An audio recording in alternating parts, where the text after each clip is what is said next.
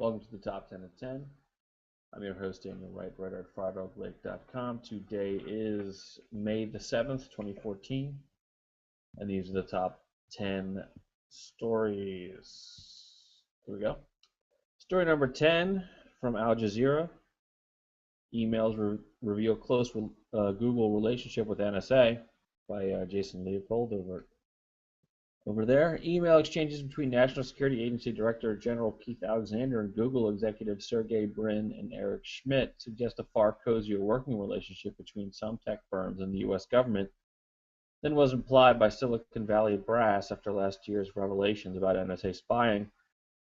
Disclosures by former NSA contractor Edward Snowden about the agency's vast capability for spying on Americans' electronic communications prompted a number of tech executives whose firms cooperated with the government to insist they had done so only when compelled by a court of law. But Al Jazeera has obtained two sets of email communications dating from a year before Snowden became a household name that suggest not all cooperation was under pressure.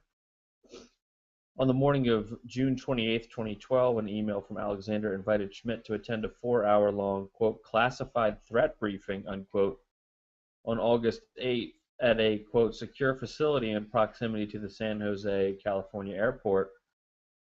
The meeting discussion will be topic-specific and decision-oriented with a focus on mobility threats and security, Alexander wrote in his email, obtained under the Freedom of Information Act request.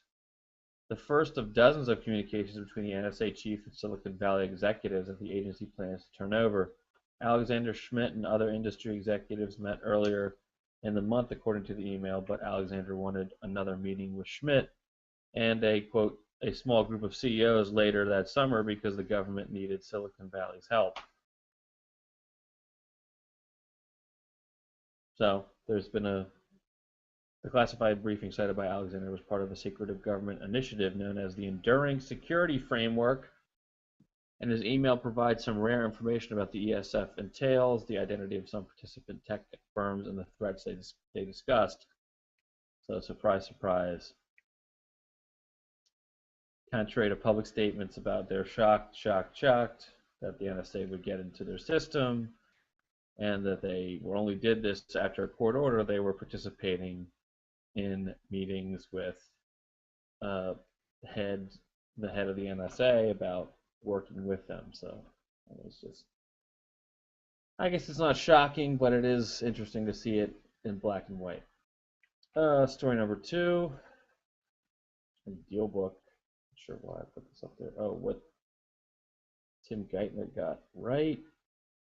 Tim Geithner's book, Stress Tests, Reflections on a Financial Crisis, is to be released by Crown Publishing Group on May 12th. Based on the book's website, I have no special inside track. Mr. Geithner will offer a candid self-evaluation of his performance during the 2008-2009 financial crisis. In doing so, Geithner will follow fellow bank bailout era officials, Hank Paulson. Now it's Geithner's turn to tell all and perhaps fight back. Did he get it right? This author believes Geithner correctly recognized restoring bank profitability could be hastened by undermining efforts to rescue homeowners.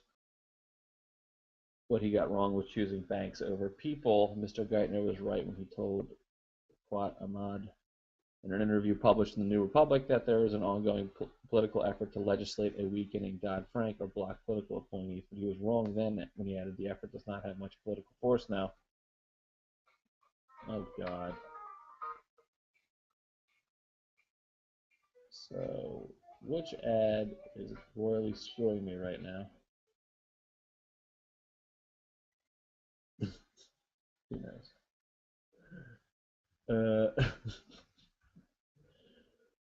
No! Well,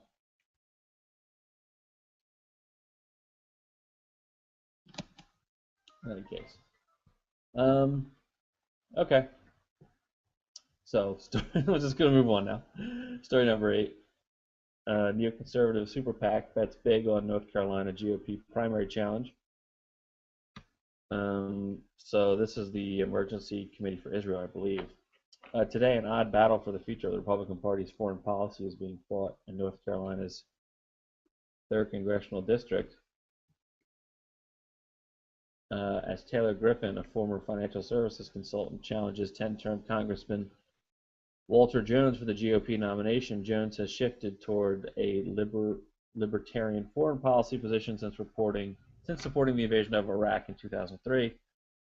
But while big money interests are running ads attacking Jones as insufficiently supportive of Israel and not tough enough on Iran, one person is surprisingly quiet on foreign policy battle being fought, Taylor Griffin. The Emergency Committee for Israel spending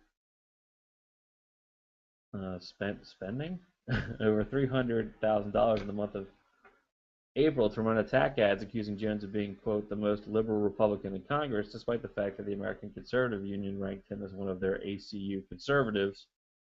Members of Congress who score 80% or higher on the organization's annual matrix of key conservative voting issues. Griffin's entire primary campaign raised approximately $250,000.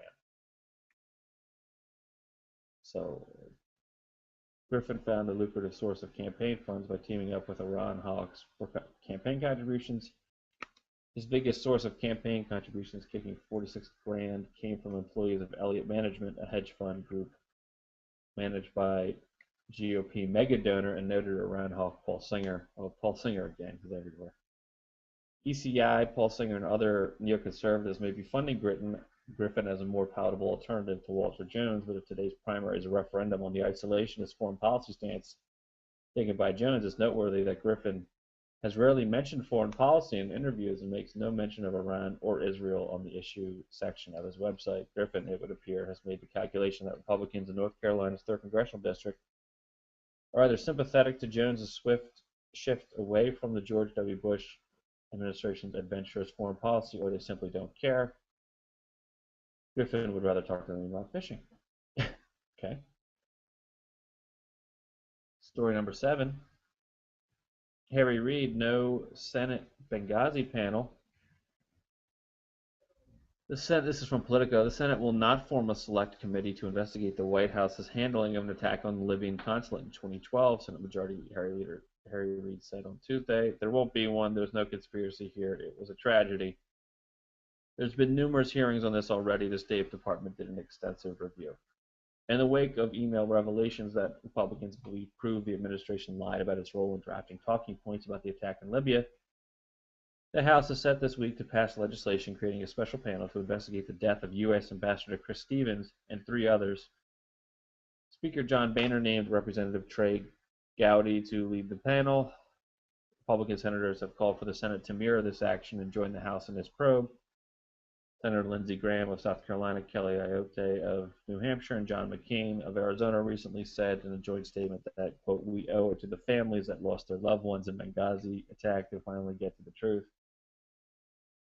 Yeah, okay. But there will be no such action on the other side of the Capitol. This is, I mean, how long? How much longer would you like to beat this to death? Honestly. Does anyone not believe that there was a spin campaign to make sure that this wouldn't affect the election? I mean, okay, we all agree. The White House spun the talking points, tried to distract from having a terrorist attack happen on its watch. But, okay, so now we know. How much longer are we going to keep doing this? It's been 2 years. Time to move on. Story number 6, this is from VGR. Level 3 calls out Comcast, TWC, and others for deliberately harming their own broadband service. Level 3, a Tier 1 internet service provider based in Colorado, has called out Comcast, Charter, Time Warner Cable, and other top U.S. internet service providers for, quote, deliberately harming the service they deliver to their paying customers. In a thorough post that goes into a great detail about the networks that deliver internet service to homes and businesses across the globe, Level 3's VP of Content and Media, Mark Taylor, explained peering, a term that has been pulled into the mainstream media recently, explained peering. Netflix, as we're sure you have read, has agreed to pay certain ISPs a ransom in order to reduce peering congestion and deliver faster streaming video to its subscribers. Level 3 builds a route map of the internet by connecting its tens of thousands of customers together and allowing them to communicate. So a level 3 customer in Hong Kong can communicate with a level 3 customer in Sao Paulo. But to complete the map, we also need to fill in interconnection to everyone who isn't a direct level 3 customer so that our customers can also communicate with those who are not our customers. We do that through connections to other networks and their customers. This latter sort of connectivity is often called peering. Peering connections allow for exchanges of traffic between the respective customers of each peer. The executive went on to explain the process in great detail and also to explain some issues that might cause peering congestion and slow down internet service for subscribers. Quote, level 3 has 51 peers that are interconnected in 45 cities through 1,360 10 gigabit Ethernet ports, plus a few smaller ports. The distribution of that capacity with individual peers ranges from single 10 gigabyte Ethernet ports to 148 ports. I have no idea what that means.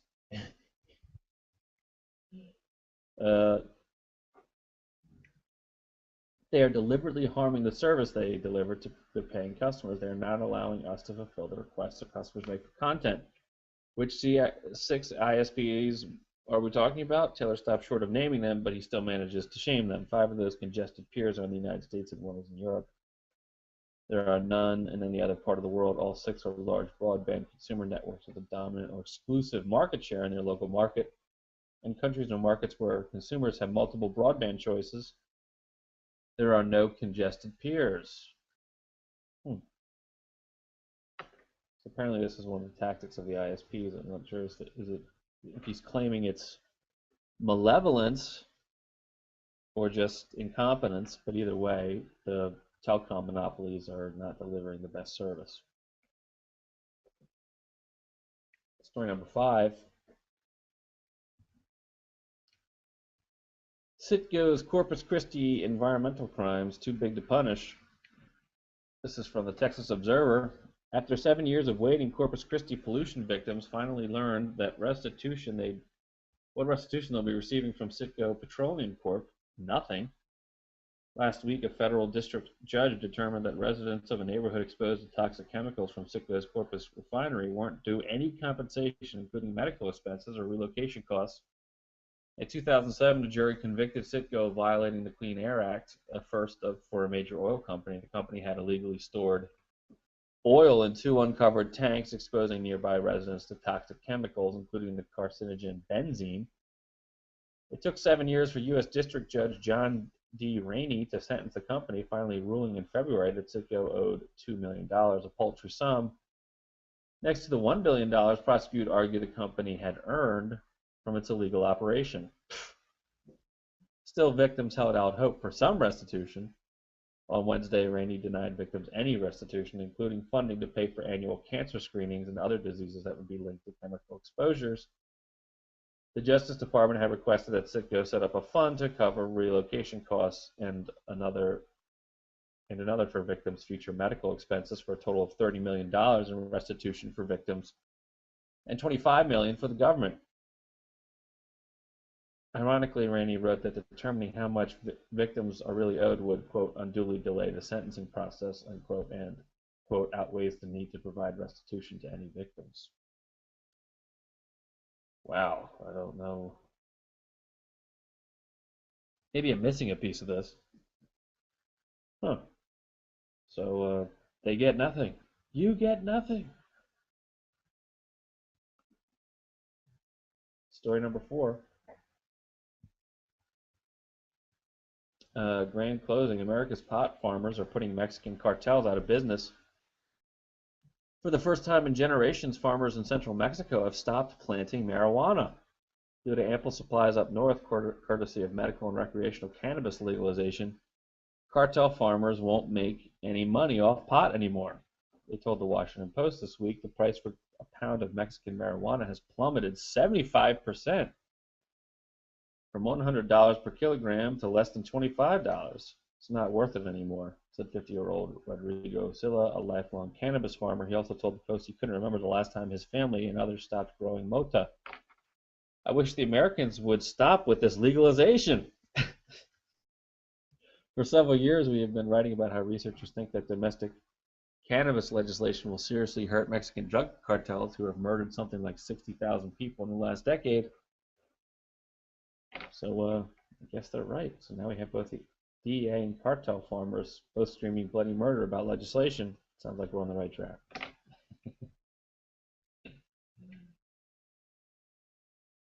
So there you go. See the losers, DEA and the Mexican drug cartel, and on the same side as usual. Story number 3, new movement aims to reset the net against mass surveillance. Coalition of nearly 24 tech companies and civil liberties groups is launching a new fight against mass internet surveillance, hoping to battle the NSA in much the same way online campaigners pushed back on bad piracy legislation in 2012. The new coalition, organized by Fight for the Future, is planning a Reset the Net Day of action in June, on June 5th, the anniversary of the date of the first Edward Snowden story broke. Government spies have a weakness. They can hack anybody, but they can't hack everybody. The organizers behind the Reset the Net movement say in their video, folks like the NSA depend on collecting insecure data from tapped fiber. They depend on our mistakes we can fix. To that end, the groups are calling on developers to add at least one NSA-resistant feature to mobile apps and on websites to add security features like SSL, HSTS, and perfect forward secrecy to better secure the communication of users and thwart government man-in-the-middle attacks. There you go, another June 5th. Story number 2. Federal judge halts John Doe probe into Walker recall. A federal judge ordered a halt Tuesday to the John Doe investigation into campaign spending and fundraising by Governor Scott Walker's campaign and conservative groups, saying the effort appeared to violate one of the group's free speech rights. In his 26-page decision, U.S. District Court Judge Rudolph Randa in Milwaukee told prosecutors to immediately stop the long-running 5-county probe into the possible illegal coordination between Walker's campaign, the Wisconsin Club for Growth, and the host of others during the 2011 and 2012 recall elections. Quote, the Wisconsin Club for Growth and its treasurer have found a way to circumvent campaign finance laws, and that circumvention should not and cannot be condemned or restricted. Instead, it should be recognized as promoting political speech, an activity that's ingrained in our culture. Randa wrote, quoting from a recent Supreme Court decision. Jesus. He ordered an immediate halt to the investigation, the return of all property seized during it, and the destruction of any information or materials gained in the investigation. He told the Wisconsin Club of Growth it did not need to cooperate with prosecutors in any way. Wow. So there's probably a lot more to that story. That's incredible. Shut down a corruption probe? Oh boy. And the number 1 story, Senate hearing on Ukraine exposes divisions. So yesterday there was a hearing in the Senate Foreign Relations Committee on Ukraine. Victoria Nuland was there along with 2 other officials from who were working on the sanctions, and it was pretty clear that the questioning from John McCain sort of revealed that there was actually no real red lines or deterrent. It was sort of the sanctions don't have actual triggers. They just keep trying to negotiate with the EU, who's sort of much more skeptical about it. The Republicans were very upset that they couldn't ship weapons in. They wanted to sort of escalate, and at one point, Senator Ron Johnson said, well, we're threatening sectoral sanctions, whatever that means. Senator Corker, the ranking Republican, also slammed the sanctions as ineffective. And then there was also this great moment yesterday where Senator Chris Murphy straight up said, Ukraine is not that important to us.